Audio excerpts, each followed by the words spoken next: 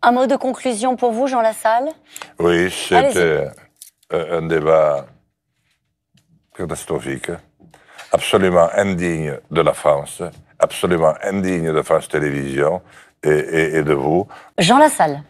Moi, je demanderai l'annulation et la déconstruction de l'IFOP et de la SOFRES et des autres instituts de sondage auxquels vous êtes si liés, madame, ainsi que France Télévisions.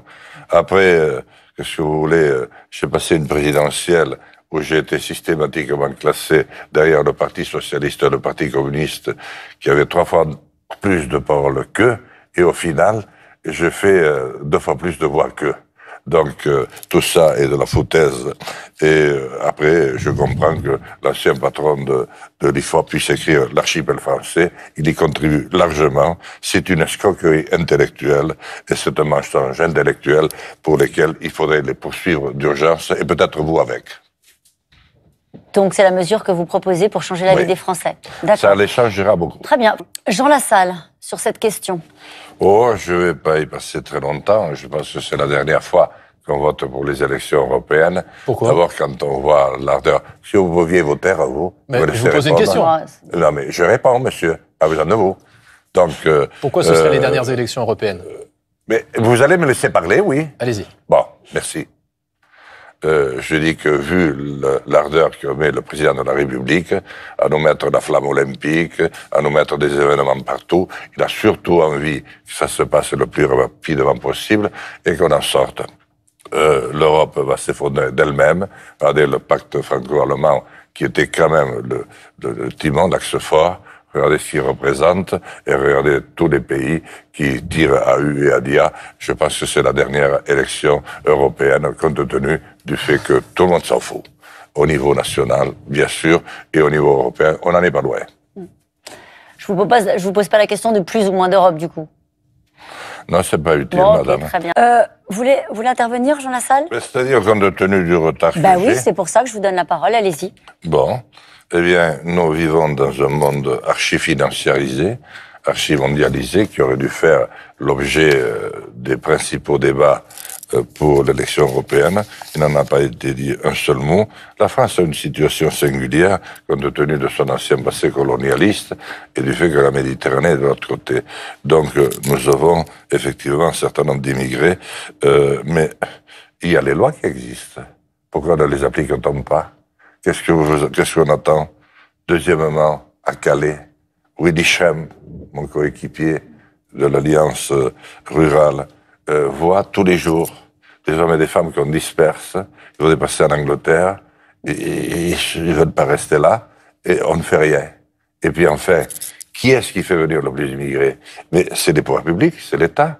Moi, quand je sortais de l'Assemblée nationale le matin, je voyais partir 200 femmes, 250, qui manifestement venaient d'autres régions du monde, et certaines avaient même un foulard islamique au moment où on en parlait. Elles étaient venues faire le ménage à l'Assemblée nationale. Donc la France appelle beaucoup d'immigrés aussi, mais ça, qui en a parlé? Personne. À vous, Jean Lassalle, cette question. Vous avez un retard de temps de parole. Est-ce qu'elle vous intéresse, cette question? Oui. D'abord, je trouve votre nouvelle coéquipière bien plus agréable que celui qui est parti. C'est pas dommage. Bon. Deuxièmement, moi, je répondrai sérieusement à votre débat quand il sera sérieux. Pour l'instant, et je n'ai rien contre mes amis qui participent ici, vous l'avez vu, tout se passe très très bien.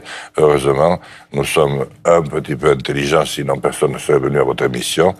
Mais je dois quand même observer que je suis un sous-candidat à 1 ou 1,5%, alors que j'ai battu, comme je vous dis, des autres. Donc je représente des sous-citoyens. Donc il ne faut pas non plus m'en demander trop. Le jour où vous aurez de vrais débats, je participerai avec vous comme il faut. Donc là, ça vous intéresse pas, du coup, la question. Restera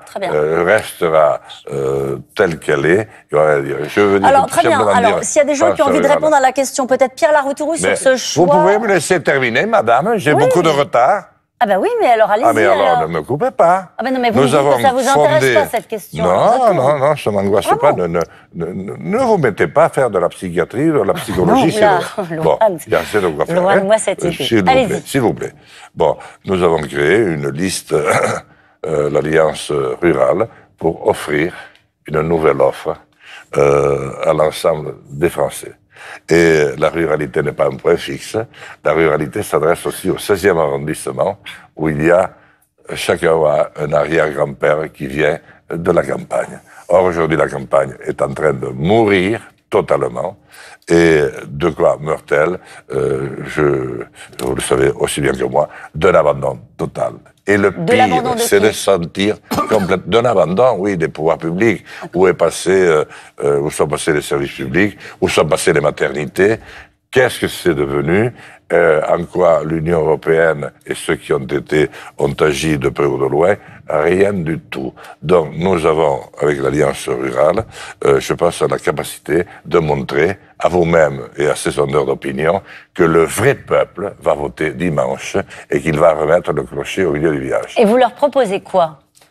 Ah, mais je leur propose tout simplement de se repencher sur l'agriculture. Ouais. Il est impossible de transmettre une exploitation alors que ça a été notre force pendant des années. Il est impossible de former un jeune pour qu'il devienne un artisan, qu'il devienne un commerçant. Les centres qui ont fait notre bonheur, les centres de formation et d'apprentissage, ont tous disparu. Il y a des jeunes à 14 ans qui sont complètement dépassés, qui commencent à découvrir la fumette, et un peu plus après, alors que s'ils étaient pris en charge, eh bien, ils deviendraient des apprentis qui prendraient la forme, la suite de la propriétaire. Maintenant, j'ai rattrapé un petit peu. Je peux vous poser une question? Ah, bien sûr, madame. Est-ce que la problématique qui était posée, comment est-ce qu'elle est vécue dans les campagnes? Justement, cette idée du pacte vert, de l'idée qu'il faut accélérer sur la transition écologique. Ben, vous devriez le savoir si vous faisiez votre métier. Vous savez bien que tout ça ne passe pas du tout. Je ne suis pas candidate, je vous pose la question à vous. Et, vous portez l'Alliance rurale. Vous êtes un grand journaliste.